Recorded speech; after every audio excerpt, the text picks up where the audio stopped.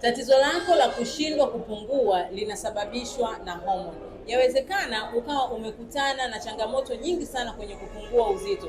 Unafanya mazoezi, unakula vizuri, lakini bado hupungui uzito.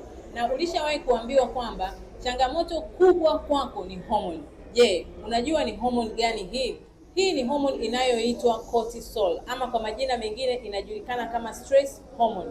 Ni homoni ambayo ina kazi nyingi sana mwilini, lakini kazi yake kuu ni kusaidia mwili kuweza kupambana na msongo wa mawazo, na maanisha stress. Homoni hii ikipanda, basi hupelekea uzito kuongezeka na usababisha kitambi, ambacho ili uweze kukipunguza hicho kitambi inatakiwa uweze kuicontrol hormone na iweze kuwa sawa. Kama umehangaika kuweza kuicontrol, kuweza kuipunguza ili iwe sawa, tafadhali naomba nipigie simu ili niweze kukusaidia njia salama kabisa ambayo haina madhara.